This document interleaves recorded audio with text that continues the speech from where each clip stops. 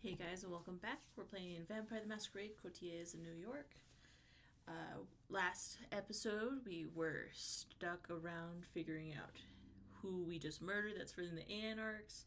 Because we helped, but we had to help because they were watching, right? I would say so. At the art gallery called the Art Hole. What a silly little name. And that's all that really happened. We have big things coming this night, so I'm excited. So let's continue.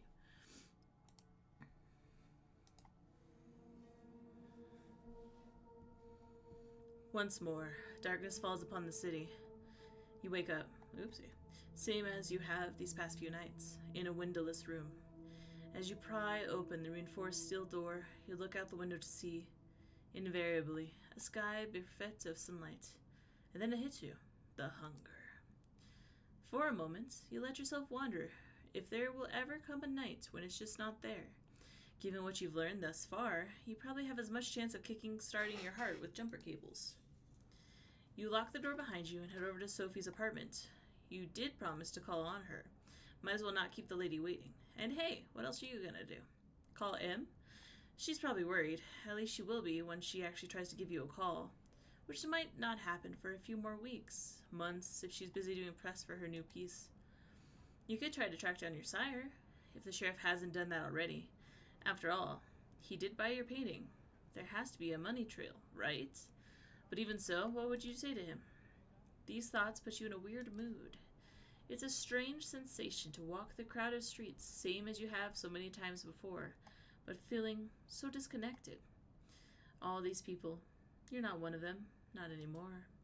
You're a vampire, kindred, and you need to carve your own path in this strange new existence, one way or another. Appropriately enough, you arrive at Sophie's building just as that thought crosses your mind. A quick word with the security guard and you're led into the elevator. Apparently, Miss Langley is expecting you. Of course she is. You knock and wait, patiently, as the footsteps on the other side grow closer. Finally, the door opens as Gregory, Sophie's driver, invites you in. You find the lady herself standing by the window, silhouetted against the city's midnight glow.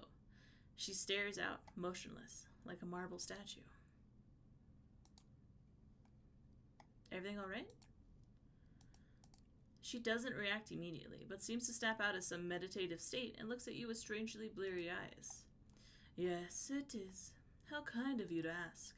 Tell me. When you look out to the city, when you see the lights, hear the hum, smell the rain on the pavement, what do you think about? You gaze out. You thought the city couldn't surprise you anymore. You've lived here your whole life, after all. But tonight, something feels different.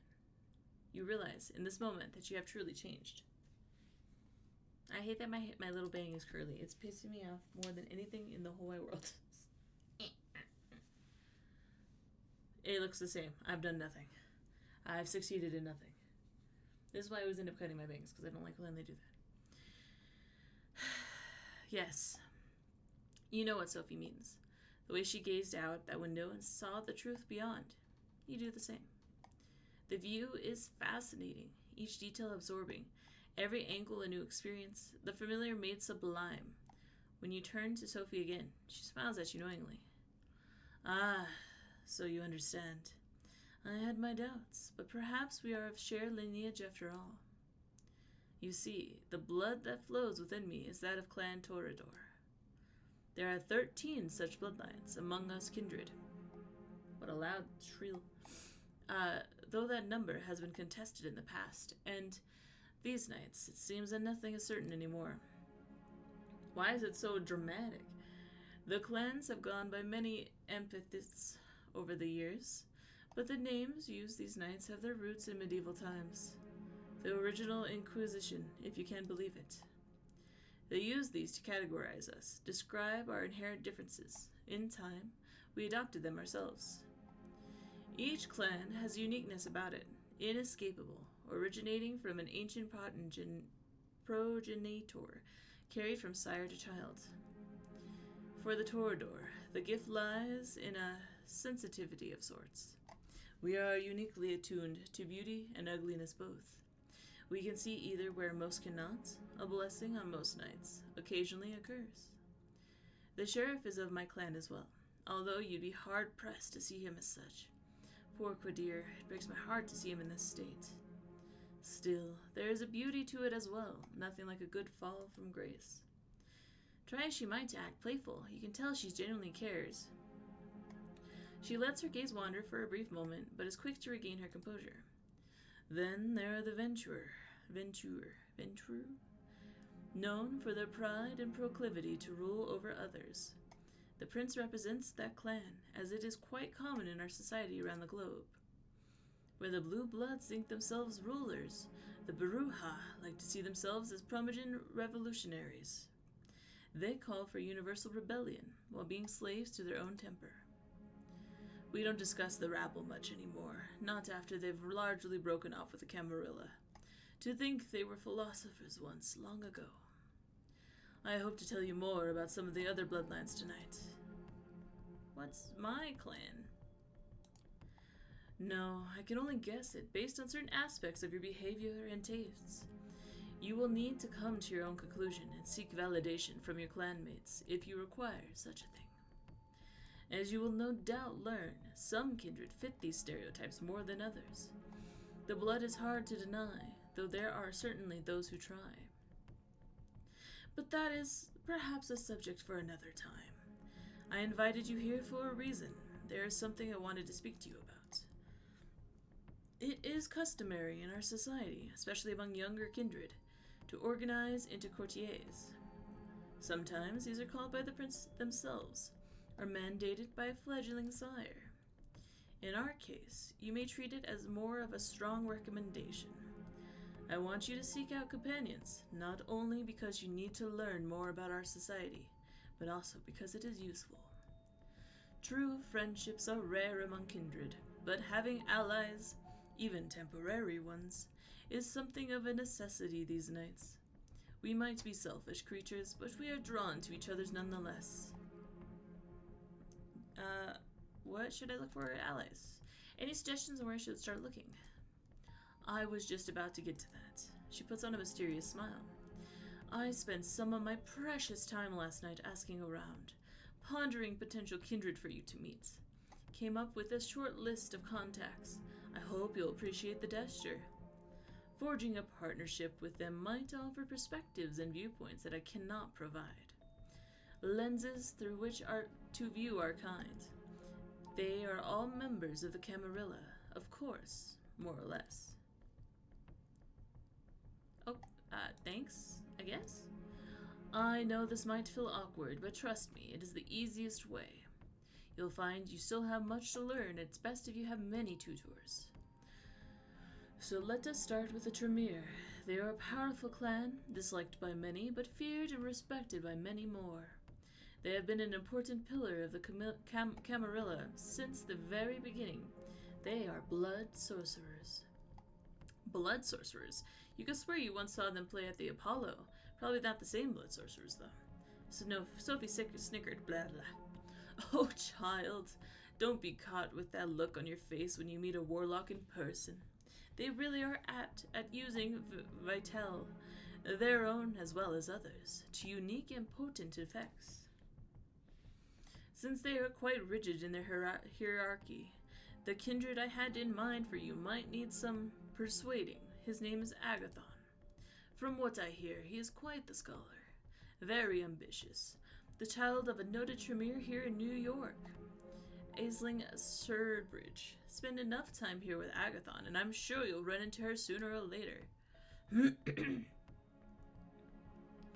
A chance to meet in a person. So, by getting to know this Agathon, I can get closer to someone higher up the ladder?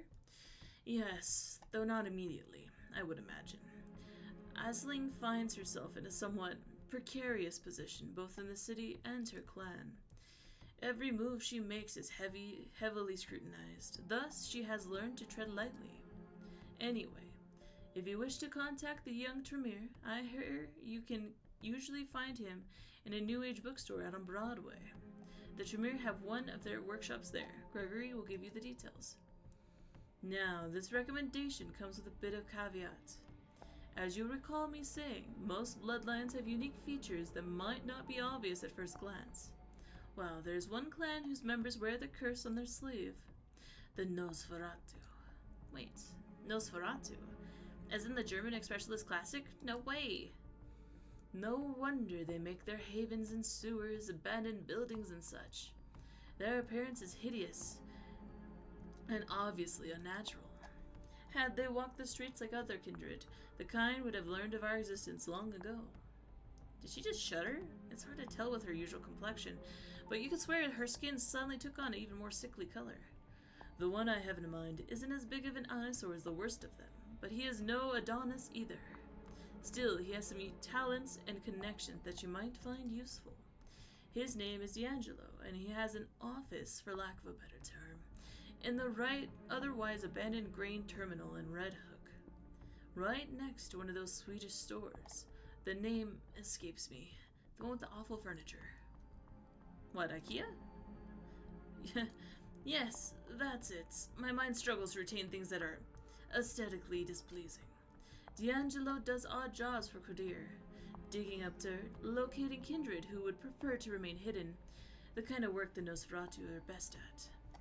He's on a case right now, something to do with kind murders, I think. After your initial brush with our dear sheriff, I think it'd be wise to show some goodwill towards his agenda. Assisting D'Angelo with his investigation might be just the thing. She takes a brief pause to look out the window again. Now come the two more exotic proposals. Exotic? As if the blood mage and the vampire detective were business as usual. You might have heard about the Gangrael before. They are a wild clan, in touch with their beast in ways others might not dare to attempt. They mostly keep out of big cities, but there are exceptions. Normally, they haven't been a part of the Camarilla for over 2 decades, but the one kindred I would like you to meet has strong, shall we say, familiar ties to the sect. Her name is Tamika. Her sire, Jezebel, was instrumental during the Battle of New York back in 1999. The very same battle that cemented the city as a Camarilla domain. Sadly, her achievements have gone largely unrecognized.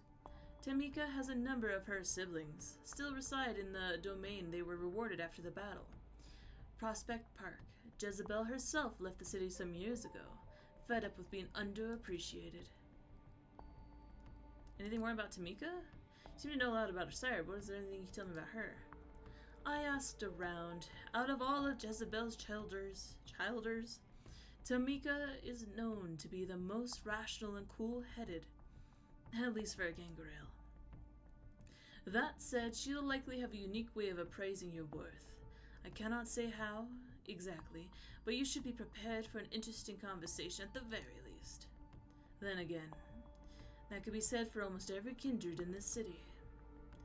There's that mysterious smile again. So, you see, seeking out Tamika could prove quite educational, if nothing else. And who knows, perhaps you will find her temperament to be a welcome change of pace. But speaking of change of pace, I have one last suggestion for you, though it's one I don't make lightly. The kindred who calls herself Hope. She's a Malkavian. They are a uniquely cursed clan. For centuries, we consider them mad, insane, unhinged. But those of us who spend enough time with them come to understand the truth. There is no sickness, but a unique perspective of the world that has them appear to us as unstable, and that perception can prove to be very valuable. Having a Malkavian as your companion might be taxing on the nerves, and a true test of patience at times, but their insight and intuition are unrivaled among kindred. As for Hope, specifically, she's said to be a recluse, but I have it on good authority that she can currently be found in an internet cafe, I believe it's called, in Lower Manhattan. Gregory has the address. An internet cafe? Really? How quaint. I wouldn't really know, but since you brought it up, be aware the Camarilla is highly critical of using the internet to communicate.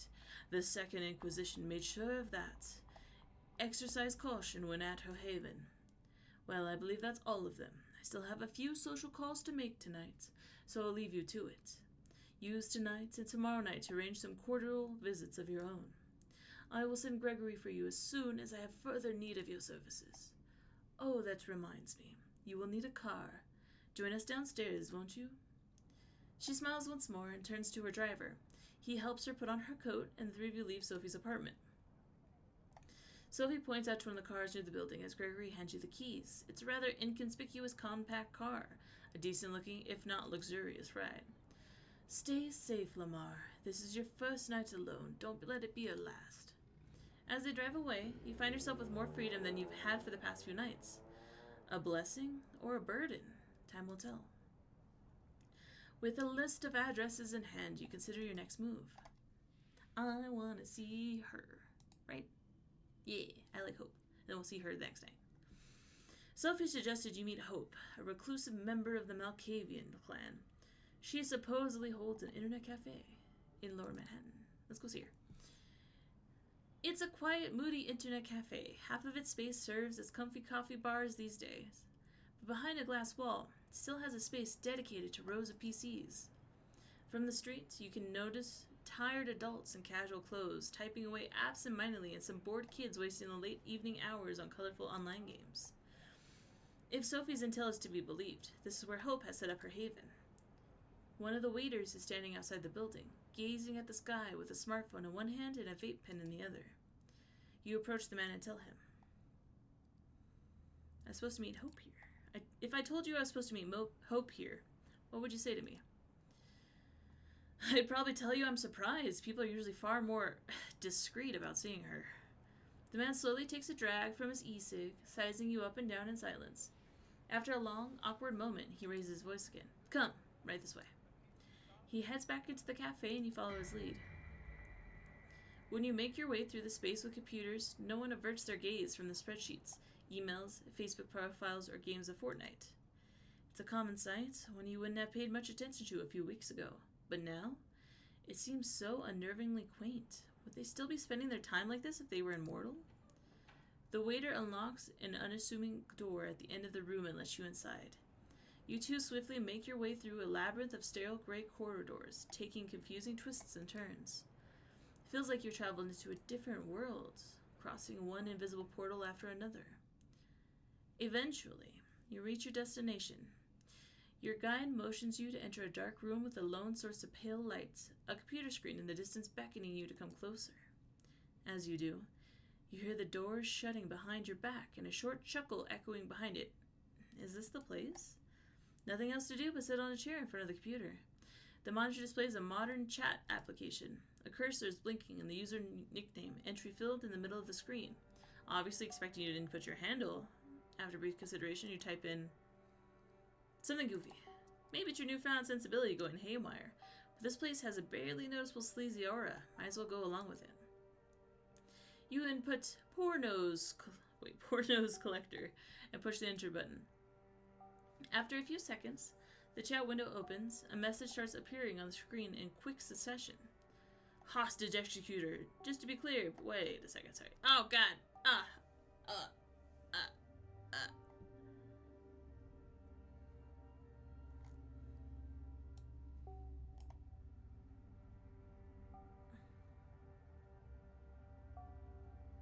Okay.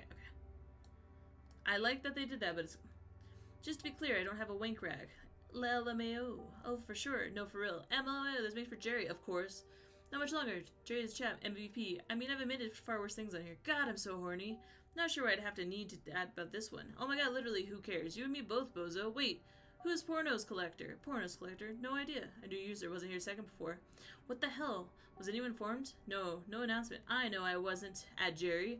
Huh? Identify yourself within 2 minutes or you're banned. The chat goes silent. Everyone seems waiting for you to say something before proceeding. This must be a close-knit group. Better say something before they kick you out. I'm looking for Hope. Is she here? Who the fuck are you? This was meant to be a safe channel investigating what went wrong. How did they even get in here? Stay calm. Can you get their location, Jerry? LOL. Yeah, sure. That's our Jerry. Gonna DM it to anyone interested. Oh boy, now you're in trouble. Yeah, you're gonna regret, dumbass, the day you decided to spy on us. Presents. You have enough of these trash-talking randoms. Time to start teaching some respect. Your blood fires up. Ancient power starts coursing through your veins. fingers tapping the keyboard buttons on their own. You people better stay quiet if you know what's good for you. You have no idea who you're messing with. You will obey me. The chat goes silent once again, and then it explodes. What am I looking at here? LOL. Oh shit, watch out, he started typing properly. I'm so glad I decided to go on today. You have no idea who you're messing with. Would be so pissed if I missed this. You know he means business. Guess your powers don't work online. Go figure. You know, your cheeks would turn blood red right now if they still could. Got the info. Nice. You wanna die, asshole? You wanna die? You wanna die? Die, die, die? LMAOing at everyone's sentence. Pornos collectors to death. I'm literally on my way to kill you right now. Yeah, sorry to inform you you're about to die. R.I.P. bitch. You're getting your throat slit right here, right now. A split second after you read the message, you feel someone's arm tightening around your neck. The violent return reality catches you off guard. A jolt of panic rushes through your brains, paralyzing you momentarily. You've come to the wrong chat room, motherfucker. A ridiculous whisper rings out in your ear, right next to your ear, and the grip under your head gets even tighter. You start struggling, but even with your newfound supernatural strength, you're having trouble breaking out. This is a normal human you're dealing with. Last words? Sophie sent me here. Langley. The hand holding your chin shifts its position slightly. Don't struggle, I'll break your windpipe. Or my phone, which would even end up worse for you. Sounds of a camera shuddering and light flashing. Did they just take some selfies with you? Alright, that's enough fun. I'm letting you go. We can have a talk. Don't do anything stupid, Mr. Intruder. Pretty please. The mysterious assailant loosens their grip on you and gently pushes you away. You quickly turn to take a good look at them. Let me just finish this. It's a pale, blonde woman in her 20s, giving you slightly judgmental looks while rapidly tapping away on her phone screen. First you notice her outrageous outfit, seemingly thrown together from random thrift store finds. Then, you take note of her tattoos. A sprawling tapestry of odd patterns and designs covered every possible part of her. At first glance, it all seems aimless, but it has a consistent sense of style upon closer inspection. Her eyes focus on you for a second. Gave you a scare, huh? Sorry, that's what you get for entering a lady's haven without her permission. And she's back to her phone. With a relatively small build, it's hard to believe you had trouble overpowering her physically. But then again, nothing is what it seems when it comes to the undead. And even compared to the vampires you met so far, she comes off as eccentric, curious presence. She shoots you another glance, noticing you're still cautious of her. Calm yourself, man. I won't pull anything like this anymore. It was just... feels stupid saying out loud. A vibe check. Vibe check. Yeah, I got a glimpse of your vibe on the internet and in a dangerous situation. I'd say I've got a pretty good idea about who you really are. I'm Hope, by the way. If you're here, you probably heard of me. So, I went ahead and skipped the pleasantries. But come to think of it, I might have skipped too many of those. Yeah, she definitely fits the description you were given by Sophie. I still can't believe you got so mad online. You actually try to use your powers on people trash talking about you from who knows where. Jesus. But you know, I kind of respect the dedication. It's amusing. Oh yeah, credit where it's due. You're probably not a boring person online, going by your chosen handle. Believe it or not, among bloodsuckers, that's rare as hell. Most of them are like clueless baby boomers when it comes to internet stuff. Anyway, don't worry about the chat. It was all a game to us. No hard feelings, okay? I'll introduce you properly later. On the monitor, the chatter continues normally. You visit, it's just like yesterday's news. No longer relevant to anything.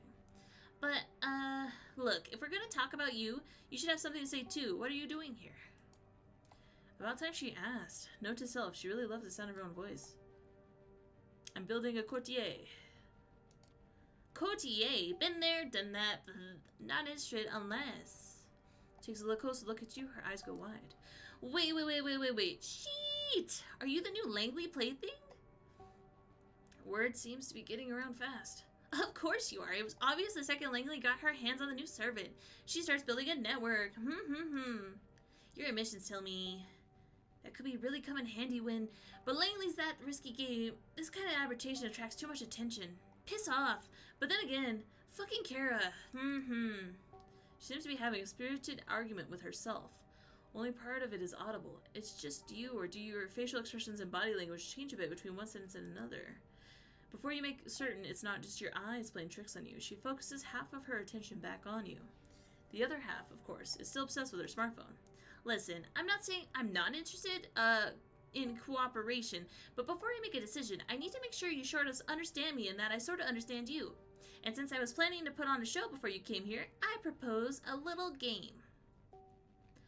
Hope absentmindedly spins her phone in her hand, considering how to put her thoughts into words. Then she approaches a switch on the wall and flicks it. Neon lights flare up, illuminating the room. You take a look around. The room is certainly unique. It looks like a butcher's room, repurposed to be a living space. The modern computer in front of you starkly contrasts the ominous industrial walls. At the back, there's an overwrought bed covered in velvet with meat hooks hanging above it. On top of the bed sheets, you notice what seems to be pieces of elaborate estimate equipment and a camera? Wait a minute. You want my help? Moderate my cam show. Moderate my cam show. Cam show. Your eyebrows twitched involuntarily. This is definitely not the kind of request you expect to hear tonight. She notices your confusion. Take it or leave it, buddy.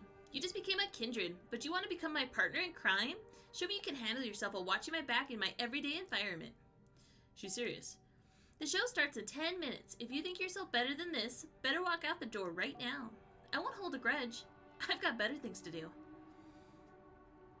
As if to prove it, she looks at something displayed on her phone and cracks a brief grin. Another reply tapped down with absurd speed. Tap, tap, tap, tap, tap, tap. 9 minutes. It's now or never. Show moderator. Risk of violating the masquerade? Violating, goddamn. Violating the masquerade? Hi. Content warnings? Oh, yes. So did you take the job? Yes, of course. Why the hell not? Hope brightens up and her smile looks surprisingly sincere. Excellent. I promise you might find this interesting in more ways than one. All right, give me a second. She spends a minute setting up the computer you used before, then urges you to sit down. The explanation of the moderator's functionalities is simple. It boils down to ignoring anyone who doesn't disrupt the chat, banning anyone who does, and kicking anyone who's causing minor trouble. 5 minutes, she's already in line, sitting on her bed in a provocative pose. It's a sex show, isn't it? Her voice, previously hushed, rings out with full voice. How are you doing tonight, hopefuls? You peek at the chat. We're not worthy, queen. Fucking A, Angel. Sad face. Hell yeah, time to fuck. I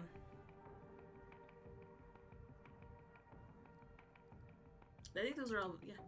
You attempt to try to outkick and ban prompts as soon as possible, but obviously you won't punish someone as for a little dirty talk. Thank you! Tonight's show is quite special. Please welcome our new moderator, Pornoska Lecture. LMAO, LMAO. Ooh, who? Sorry for sentencing you to death earlier. At least the community here seems to be a bit more welcoming this time. Looks like this place has established hazing ritual. Or maybe they and Hope came up with one specifically for you? Who knows? You decide to stay silent. Eventually, people stop riffing on you and focus entirely on the start of the show. Alright, let's start this one with a bang, shall we? Hing. It begins, queen! Oh boy, she's gonna do it! So this is where the strip show starts? You raise your head, curious about what kind of performance she's going for. First, she opens her mouth and reveals her retractable fangs in front of the camera. Right off the bat, the only audience is treated to a sight of her wholly human set of teeth turning into a monster's maw. The image is both revolting and fascinating. She raises her left wrist for everyone to see, and then bites. The fangs immediately turn her arm into a horrifying, gory mess. It's unclear if she's used them to slash or bite, but one thing is for sure, no ordinary human could cause such damage. If an ordinary human suffered such a wound, you'd expect a geyser of blood to appear, too, but it doesn't. Hope's technically a corpse, so it's impossible. She flashes a monstrous smile and starts smearing with a towel all over her hand to maximize the impact of the violent image. Then, she starts drinking it up.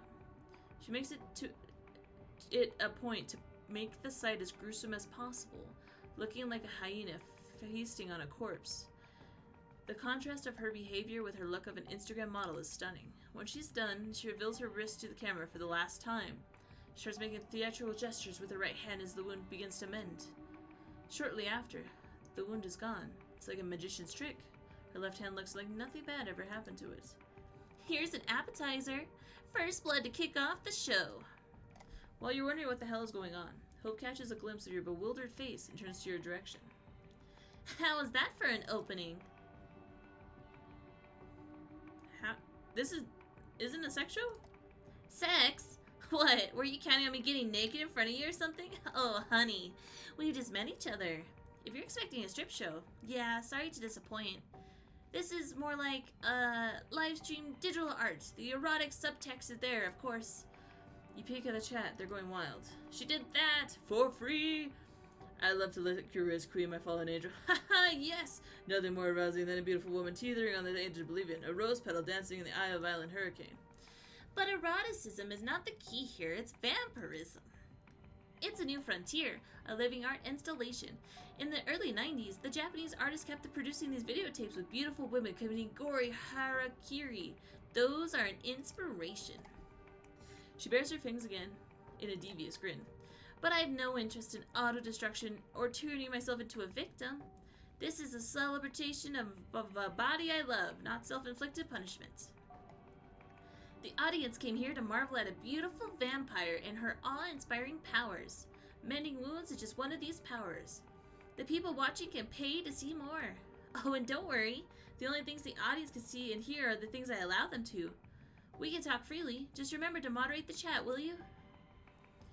High risk of violating the masquerade. What a joke. She's blatantly preaching it in front of anonymous viewers. Still speechless, she turned her attention to the screen. Muy guapa. Alright, I'm feeling generous today. Have you planned your next tattoo yet? I'll pay for the next attraction.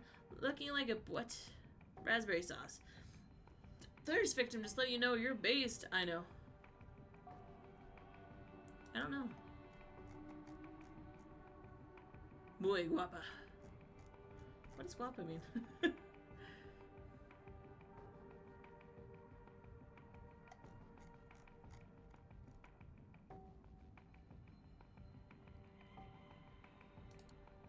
You let the guy vent his excitement. Seems harmless. A special message appears in the chat log claiming somebody has successfully sponsored the first goal of the show.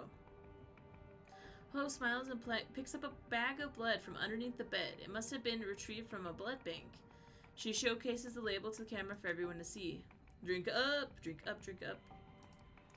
Ho pours all the contents of the bag into her throat. You have no doubt it's real blood, but wonder why the viewers would be so satisfied with something that's so easy to fake. Don't worry, it pays well enough. You don't even bother to tell her that this is not what you're thinking about. Safe to assume she knows. So, what do you know about the Kindred and the internet? Have they told you anything?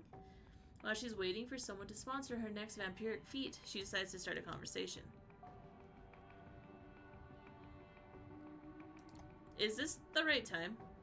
Is it not? I think you need to utilize every moment to the fullest if you don't want to feel as dead as you are.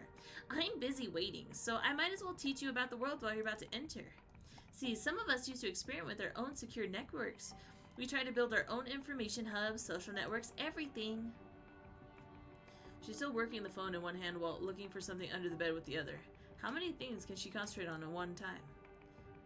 Then one day, the NSA got in. Turns out, elders never really got the hang of proper security practices, or their sigils they used to smear on the screens didn't exactly work as advertised. Then, of course, all the other three-lettered intelligence agencies in the world got the intel, and a lot of them decided bloodsuckers were the perfect new enemies for our post-9/11 times. The Second Inquisition came into being. Ever heard of it? A lot of our kind died just because they were too present online. Right now, that remains of our old network servers as government honeypots, kept alive to attract fledglings and hunt them down.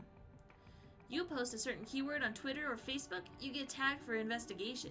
You fit certain patterns, you get tagged for investigation. So there's a certain thrill to become an online presence without attracting attention from the authorities. She stretches on the bed.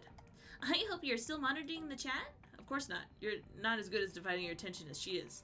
You correct your mistake, check recent messages. Aw, is she talking to somebody? Can't wait for real thing to start.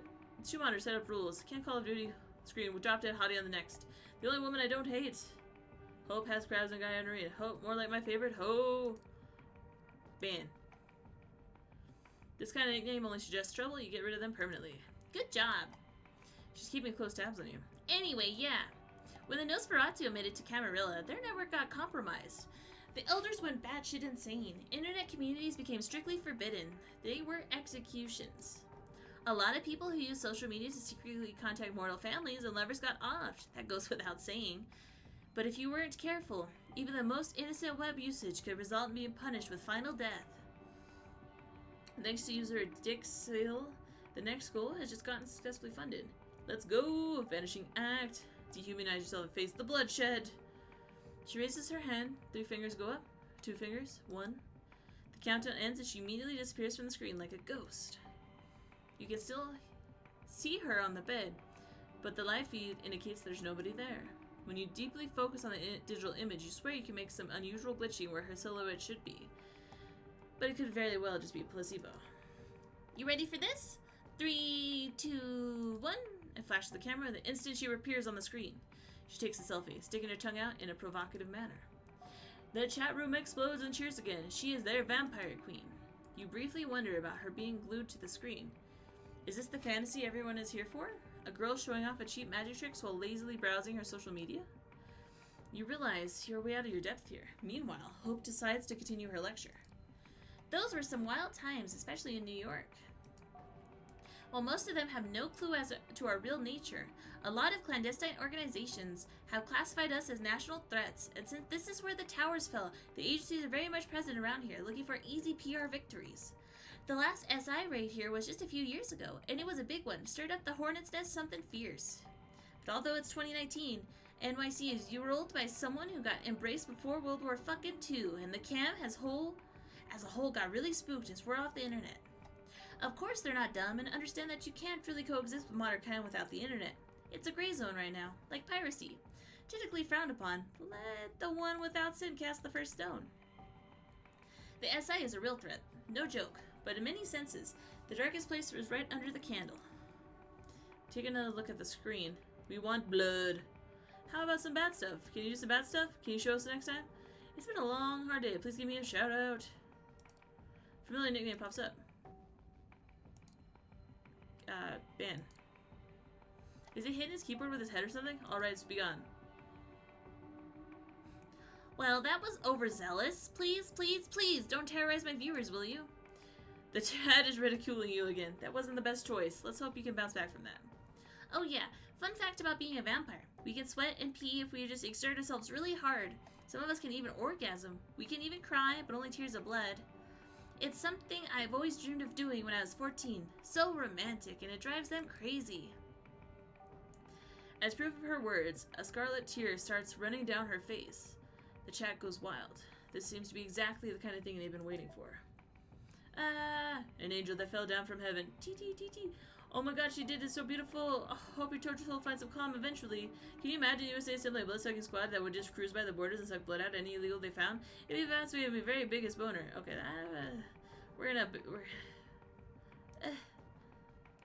kick. And kicked. Just to be clear, you realize what we're doing here is a blatant breach of the masquerade, right? I honestly expect you to leave or inform somebody by now. Try to focus on the chat. In any case, the last goal has been funded. It's time for the great finale. This is what you've all been waiting for, right? Yes, queen. Yes. Her voice has changed. She gets closer to the camera, letting herself her face fill the frame of the live feed. Her mesmerizing eyes are focused purely on the viewers. You want blood? Come out into the streets. Crawl out your neighbor's throats, slash their veins and drink up. Yes, queen. Blah, blah, blah. Host presence become absolutely horrifying. It influences the chat in some incomprehensible ways. Everyone starts typing like they are possessed. Liberate yourselves from the shackles of ordinary mortality. Make them scream. Feel the warmth of their entrails. Wow. What the hell is she doing to these people? What have you gotten yourself into? Transcend your bodies. Release the message of hope into the world. She jerks violently for a second and then falls down on the bed like a marionette that just had the string severed. She exhales loudly a few times. And laughs. When she does, the room goes dark again. Alright, that's enough. Instead of continuing, she does something with her phone, the stream ends, and the chat instantly becomes dead quiet. Let me take over. The atmosphere in her room has completely changed. She already put herself together and stood up. Now she's walking towards you. Vulgar, what the fuck just happened? Jerry, guess the show is over. Everyone relax and go home. @hostage_executioner. I was just almost ready to come, bros. Cult of Luna. Hostage, I swear on my father's grave, one day I will find you and kick the heavenly shit out of you. And after every line she delivers, she changes her voice. Oopsie. The way she puts her lips together, and even the way she moves. You caught glimpses of her acting this way, but only now have you tried to figure it out. Wait a minute. Does that mean... At this point du lac, I'm immortal, I'm bored, I'm separated from most vampires in the city by a generational chasm, and I'm only so goddamn lonely. The internet used to be my only friend. At Info Dump Delivery Service, years ago I started researching tuplas, collective unconscious, all the mumbo-jumbo at the intersect of psychology and spirituality, and I decided to experiment. The show was fake! At Honey Legion, a few years ago, I was an Instagram fashionista, a successful erotic model, a vital part of pop culture commentary, a vital shitposter, a cryptocurrency expert. All of my internet selves started signal boosting each other, paving the way for new ones. I became one woman enterprise, surrounded by legions of psycho fans. The chat was fake. At me. Some may think of it as dissociative identity disorder, but that's just bullshit. Everyone has online alter egos they buried. I just resurrected them, give birth to new ones, and let them crossbreed. Her constant tapping on the phone, even during the show, somehow she is incapable of impersonating an entire chat room. That's literally a perfect angel. I don't have a self that could dissociate or be mentally ill. I'm a host, a living database. I live because I find it fun to be an information conduit, to process trends and support the ones I deem worthy. There was no masquerade violation. She was showing off her skills all along. She put you into a world of pure fiction. The same way she was testing you when she attacked you from the back. Damn, she's good at this. Art Mock. David Chapin. Of course you can't just ignore what I'm saying and decide I'm just another deranged Malkavian. But hey, annihilation of the self is the only way to survive in the 21st century. At Android of Notre Dame, if there was ever an era that demanded images of beautiful people transcending beyond humanity and inspiring others to do the same, it's this one. At Manhole Mermaid, although for now, because of Masquerade, my audience is quite limited. Speaking of, you want to be star of my next movie? Sure, why not? I have a hunch you're just saying that. Still, hey, in a way, this too is for standing beyond self. That is the question. But yeah, your test is over. Now the question is, do I want to work with you?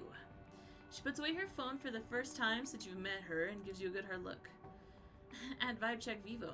Guess I can give it a shot. Yeah, you're not that dumb. You're not that boring. You're kind of cute. At Airdol XOXO. Don't worry. More modding jobs, more getting attached. And that's always bad news. She grabs your arm and starts leading you out the room. At GPS. I'm out of voices. I've put you through enough shit. Next time, I'll let you in on a little job I'm doing. We'll hit the streets and you'll see why Sophie told you to contact me. She leads you through a labyrinth of great corridors. It's a different route than the one you made your way through in. At Unconscious Diagram of Psychical Achievement. This city is so much more than what elites consider real.